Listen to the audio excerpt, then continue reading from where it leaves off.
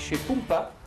C'est une des rares, je crois même la seule société côté outre Bidasoa, côté Pays Basque hexagonal. Une société qui s'appelle Pumpa, donc le patron c'est Ander. Bonjour Ander. Bonjour. Ah, donc c'est là-dedans qu'on taille en fait Eh oui. la peau pour fabriquer les pelotes. Oui, et en plus on recycle. C'est-à-dire au lieu de mettre, de laisser pourrir une matière tout à fait utile, on va fabriquer des pelotes avec lesquelles les enfants ils vont pouvoir devenir plus athlétiques, mieux formés, plus développés.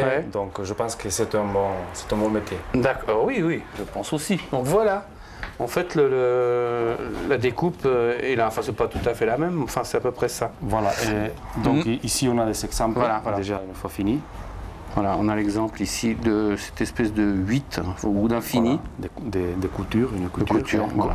Alors ici, on a un noyau en buis. Non, c'est pour une partie des pelotes. Oh. Donc, voilà. Alors, un noyau en buis, c'est une petite bille. Résumons, donc on part de ça pour arriver le buis, parce que le buis... Ah, ça, hein. Voilà, ouais, c'est ça. Voilà, on part de ça. Le départ. Pour arriver à ça. Voilà. Oh, excusez-moi, j'ai perdu un... Et si en plus il tombe. Donc voilà, ça, c'est le processus.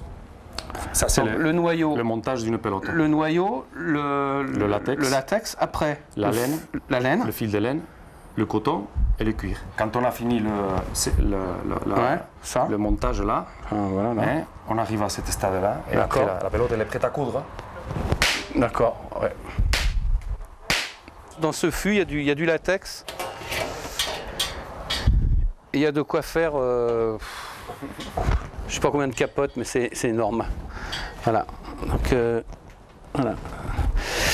C'est de la capote. Ils sont forts ces Basques.